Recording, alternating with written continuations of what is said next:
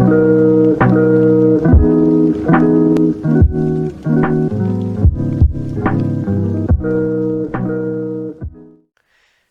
guys, what is going on? RedMaster here, and welcome back to the episode of Cards and Castles TV commentary. We've got some good matches lined up for you guys today, so I don't want to kind of head and keep you in this little intro for long. So, with that being said, let's go ahead and jump into match number 1.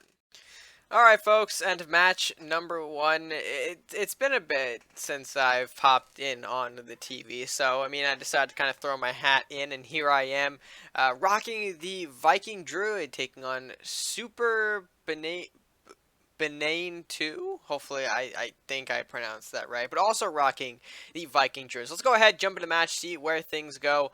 I will probably show the deck that I used in this match later down the line, so in case you want more of like an elaboration. But anyway, game starts pretty slow here. None of us have a turn 1 play. He's got the Lumberjack turn 2, so he instead goes to the Question Knight since he had that. Going to be a little more aggressive if you're trying to take the 3 damage. In response, I believe I pull out the Faithful Drake. Yep, I'm going to go ahead, chip for 2, see if he maybe interacts with it. I didn't know he had the Lumberjack in hand, and well, lo and behold, there is the Lumberjack, so he'll get some free draw for that. He'll take throughout the castle as well and pass it back to me. I believe I have a Rat King for the situation though, so I don't know if I play it now. Oh no, I have another Drake. Yeah, it's pretty tough remembering what I had in my hand, so I'm going to just, I guess, go off of what I play here. But I go ahead, use the Drake, get rid of the Question Knight, give myself that 2-1 body. Got another Lumberjack to block the castle, though, which is fine by me. I'm going to go ahead and play the Armory and make that trade with the Lumberjack here. I'm not super worried about giving him these draws. I think I'm in a good position to just let him have that, and he'll go ahead on the temple here, seeing how he's got an open turn to do so. He'll set up a temple. I'm going to go in for the Beastmaster here, and that's going to be a little bit annoying to him, considering that he doesn't really have a lot to do. I think he throws on the Frost Giant. Yes, he does. He throw on the Frost Giant. He gets the Bear Hog freeze, which is, I don't think that's what he was looking for. I think he was looking for the Wolf to kind of trade it off, but that's fine. I'm going to go ahead and pop a Mystic Journey onto the Beastmaster and deliver another Wolf out from the Beastmaster Journey that allows my other 2 beasts, the Bear Hog and the Northlands Bear, both to get a buff, and throw the Blacksmith just kind of further solidify a big unit. Gets the Shaman on the temple, pull off that. He doesn't really do much to think to block this. He's going to go ahead and put he puts the Shaman out to block. I believe what he wanted to do here was set up for Mystic Journey as well with these top Blacksmith. You see he's got the Reanimate in hand, and if he were to put both of these Blacksmiths into the bear, I think he'd be shy by like 1 point of getting rid of it, but he'd sack 2 units, and that way he'd have a stronger Reanimate. Doesn't get the Reanimate though, as you can see momentarily. I'm going to go ahead and take 7 off the castle here, do a little bit of chip damage all around, thanks to my new temple that I put down at the back there. I'm going to use I'm going to use the Bear Hog to trade in one of those Blacksmiths to kind of nullify that Reanimate value. Granted, I didn't know he had the Reanimate, so I mean I just kind of want to take units off the board, especially considering that they are global buffs. Pulls another Blacksmith off the top deck, so I think he decides to go for, he's going to go for the Blacksmith, or dual Blacksmith trade into the dual Reanimate. Does pull, I believe, 2 Horsemen. One gets the Bear, one gets the Armory. Unfortunate for me, but that's going to be okay. Pulls another Journey and hits Castle. Well, he uses the Journey on the Horseman, hits Castle, not, again, what he wanted, I believe. I'm going to retreat the Blacksmith to set up for a Rat King. That Rat King is going to do some work here, as you'll see in a minute. I'm going to go ahead and pop the infamous Rat King Mystic Journey combination there. I have to be a little careful, though, considering that he has got the Temple still in play. So, of course, I'm going to have to do a little bit of a, move beforehand, sort of lose a couple of value off the Rat King than I would have gotten. But ultimately, that's what happens. I do play the Armory late. I didn't think I had the gold for it. That's why I attacked beforehand. He ends up throwing a Beastmaster and conceding, seeing how I don't think or at least he knows, I think there isn't really a way for him to kind of get out without taking a bigger hit than he could afford. So that's why he surrendered there. But ultimately, I do pick up the win with my Druid Viking deck. Again, I'll showcase this deck later, but I think it was still a strong match nonetheless. Kind of show you guys how Mystic Journey can be a pretty valuable tool, not only in Mystic Rat decks, but really anything that has the initiative. I mean, Druids with the Beastmaster, some Viking Ninja Initiative decks decide to use Journey as well, and of course Mystic Rat decks pop up in all sort of shapes and sizes if they're in the Viking deck. So again, a nice little way to show you that Viking can be utilized, or not Viking, Mystic Journey can be utilized throughout most Viking decks. But with that being said, let's go ahead and jump into match number 2 and see what that one's got in store for us. Alright, and next match sees InfernoFoxy taking on Allensis here, so a bit of Warlock Crusader taking on Warlock Ninja. I believe Inferno's got the no interaction here from what I remember in the deck. Let's go ahead and take a look anyway, and I believe Allen is rocking the OTK Wizards. I can see Darkbender Mashoot. I think we'll have to wait till the match kind of goes a bit more to kind of see that in action. But anyway, Allen's going to start us off here, turn 1 Lumberjack. Inferno responds again with a Lumberjack of his own, so I'm pretty sure we're going to see the Lumberjacks trade here. Yep, that does go through, so a bit of draw on both sides. I believe Allen takes the Masuda play here. Yep, it's the only thing he can really do, and I think he's going to go for a turn 3 Darkbender if possible. We'll see Inferno respond with a Salahar Rider, so yeah, again, early game units kind of pushing no interaction mode just a little bit, although could be a last will as well with that. We're going to see Allen take the trade here, take the 2 on Castle, trade in the Masuda, and bring out that Darkbender. Pretty smart to kind of get rid of the Salahar first, so that way you have a perfectly healthy Darkbender, rather than risking the 50-50 and landing it on Darkbender, creating a 4-3, especially in an environment where you're going up against what could be a strong no-interaction deck list here. But anyway, we're going to go ahead and see Books come down, turn 3 for Foxy, so a bit of draw power into the deck. Of course, all the Crusaders like carry that now. We'll see an Arcfire, though, take that down. Darkbender moves in for a bit of 4 damage here. Does the nice little infiltrate onto the middle tile there, obviously going to protect that from any sort of interaction that Foxy may have for him, any sort of burn and whatnot. We'll see Metal Bravery into the Wizard for turn 5, followed by the Imp, okay, or turn 4, really. But we'll see Wizard Imp for turn 4 here. We'll see Pyromancer come out. I'm kind of surprised he didn't bolt the Wizard away, but that's fine, I guess. Again, setting up more threats here. Or, I guess, okay, he's got an, well, yeah, he played the Infiltrate anyway, so of course that's going to protect the Darkbender yet again.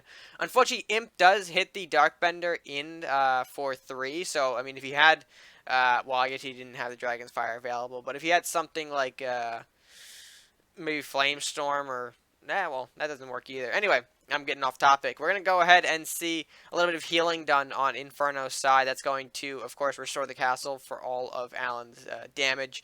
We'll see a Darkbender make the trade into Wizard here. Lumberjack going into the Mischievous Imp. And a fresh Darkbender to pop out for Allen's turn. We'll see a Chaotic Storm from Foxy's side of the board here. 2 go onto the Pyromancer, making it a 3-1.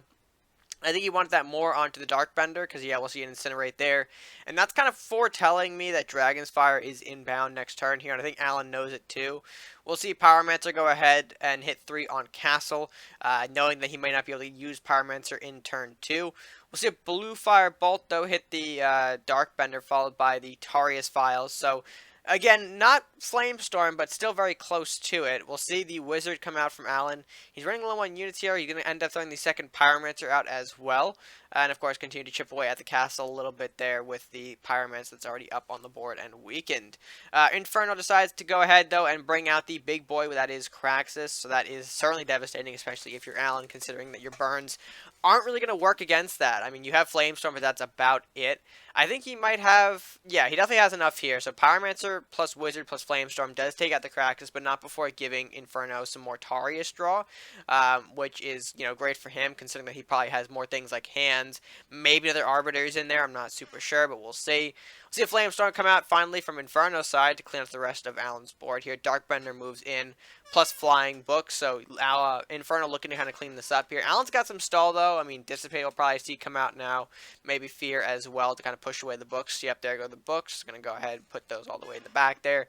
Dissipate lands on the Darkbender, kind of pushing that away. Blue Firebolt, cleaning up books as well, so really doesn't want to give Inferno any sort of draw advantage. Despite that Inferno's already at least 3 cards ahead of Allen. Chaotic Storm hitting 3 times on face, because there's nothing else to hit on the board here. And a replay of Darkbender and bringing out the Wizard as well. So yeah, I mean, Inferno definitely looks to be in control of the matchup here. Allen dead drawing a Demonic Rage, not going to be able to help him. Inferno going to go ahead, drain life. Does land on Darkbender, another drain life hits the board, and that is game over. Wow. Nice to see that no interaction is still taking the fight well to decks like OTK Wizards. I feel like no interactions is one of those decks that kind of been around for a bit, and I did notice that it was no interaction by the time I started seeing all of the burns, drain life, and whatnot started to come out. Kind of a big hint there. But yeah, overall, very strong match, and jumping into match number 3 here, see what our final match has in store. Alright guys, and match number 3, of course, it will be Beastly taking on vesaven, of course. Beastly, I believe this is in the top, his high-ranked account. I think that's Beastly OTK. But anyway, he's back with the Pirate Crusader taking on vesaven's Pirate Viking. We'll see which one reigns on top here as we jump into the matchup. Where is my mouse? There it is. Let's go ahead and get the match started here. We'll see. Vase has got no turn 1 play. That's alright. Probably going to set up a turn 2 Rat Hovel, considering that he just top decked that. Beastly, meanwhile, going for the Metal Bravery Merchant's favor into the aggressive School of Knowledge. Kind of rate that, not going to lie, but we'll see if that's going to go his way in the future for this matchup here. We're going to go see Vase place down that turn 2 Rat Hovel, as you mentioned earlier here, giving Beastly room to go into the Con Artist. So we're going to start to get a little bit of draw off the school thanks to Con Artist. We'll see Southport as a response from vesaven to kind of block off this Con Artist, plus a way for him to get to Minotaur early, perhaps, if that's going to be the route that he goes. We're going to see Fat Bard, though, from Beastly, going to go ahead and kill off the Captain without dying, so of course that's going to get a little more use, and the Priest as well going to go ahead and solidify the Con Artist so that way the Rat doesn't make that trade, forcing Minotaur to kind of come out and get rid of the Con Artist for vesaven. Unfortunately, it's going to leave, or at least give Beastly another draw, but also leave vesaven's Minotaur susceptible to that Priest there, which of course is going to go ahead and happen right there on your screen as we see the Priest make the connection, and a second Con Artist comes out for Beastly, implying that he wants more draw. Chain going to go ahead though and draw for vesaven. His Temple hits the board here. Con Artist going to go ahead and provide the extra gold for a extra card, followed by a second School of Knowledge, and Con Artist connecting with one of the Rats to gain him 2 additional cards. See if he's got anything left to play. Does play the Southport for even more draw next turn. And things are looking bad for vesaven. We'll see how he recovers, if he can. We'll see Shaman go ahead, get some draw going ahead and placing down the Hovel. So the Shaman's going to go ahead and clear away the Con Artist thanks to the chain. And I believe the 2 Rats are also going to make a connection with the Southport Captain. That will, of course, be cleared thanks to, again, Temple of the 5 Gods, leaving Beastly with a whole lot of cards for his turn 6 and about 8 gold, excuse me. No, 7 because of the upkeep to use it with. We'll see Con Artist hit the board and Elvish Thief as well. So again, trying to get some more cards off the Con Artists here and some more resources to work with. We'll see Vesa opt for a second Minotaur instead to block off the Con Artist. We'll see Shaman, of course, make a retreat down there. We're probably going to go maybe see Elvish Thief traded with that for more resources here. We'll see Execution hit the board onto one of those Rats, or no, not one of the Rats, excuse me, Minotaur, and make no connection with the Rats. So, of course, Beastly, or I think he's aware he's going to have too many cards, so, well, I actually rewinded it, but I think he knows he's got too many cards, so he's not going to attack you. He had the clear line to do this, but, of course, opting not to, plus I think he would have lost Con Artist anyway thanks to all the Rats that are spawning here. So he's being a little smart, holding it back here, and of course with vesaven throwing out the Mordok turn 8, I think he's glad he didn't run his Con Artist in. And we will see these Rats kind of repositioned here for a potential Drake Dance push. We do see that lurking in Vase's hand. We'll see if that gets the better of Beastly. We'll see a second Execution though hit the board, so that means the Mordok does get removed, unfortunately. We will see Rat King make a appearance as well, so Rat King going to go ahead and use some of these Rats to make some trades here. Not really effective trades considering that, you know, Vase has still got the chain and these 2 Rats are just going to come back next turn. But, I mean, a trade nonetheless. We're going to just go ahead and see one of those Rats connect at the bottom there. Another one of these Rats going to go ahead and push up a little bit. Con Artist making an appearance again on this time vesaven's side. Southport Captain and Maddie to round out the turn here, and that does prompt a Headwood, which could be big, considering that we know that Beastly's got a couple of schools set up in the back there. If they'll hit correctly, that could cut off Beastly's draw real fast. Instead, we'll see a Hovel and Blacksmith make an appearance. So again, I think he's going to try and create some more targets. We will see Southport trade with the Rat King there. Con Artist is going to go ahead and knock each other around. Beastly's Con Artist makes a survival there, and we'll use the Captain as well, going ahead taking a little bit there. And yeah, this is what you want to do if you're Beastly. Unfortunately, I mean, you've got all this swarm coming in here from vesaven's side, but I mean, if we could pull a big unit, maybe if we can reclaim that tempo, we can start swinging the game a little bit here in our favor. And I mean, hey, this rat hovel that's down here definitely going to go ahead and help us do so. But we'll see if Headwood decides to say something else about that as we move into vesaven side here. Headwood going to go ahead and strike both times on hovel and bard. So a huge cutoff to Beastly's sort of support system there, as his generator and one of his global buffs just bite the dust. And meanwhile, Vesa going to go ahead and set up another global buff as his own, going with the armory as well as the Southport captain making an appearance. He really wants to kind of put Beastly in a painful position to where he maybe has to sacrifice those schools or do something of that nature here. We're going to go see Fat Bard and Krakus make an appearance here. And Mordok hits the board, but seeing as how we have 12 gold, I think we're going to go for a Drake Dance, and that's what's going to happen here, as we're going to see a big push from vesaven's side here. We're going to go ahead and see a couple of things traded off here. I mean, Mordok hits with Kraxus. The Banshee comes in. That is going to take out the Fat Bard. I believe... I don't think we see Matty. Yeah, we see a rat go ahead. Which, I mean, Matty could have done the work just as easily. But, okay, we're going to go with the rat here. Of course, Headwood making an appearance to smack around Castle. Kill off a little bit more of that Castle health. Doing a bit more chain damage. And, yeah, vesaven setting up nicely in a way that Beastly has to respond by potentially losing that School of Knowledge, which he does here. He's going to go ahead and sack the Blacksmith away. Kraxus makes an appearance. That's going to go ahead and, not before we hit the Fat Bard. Okay, Merchant's favor as well.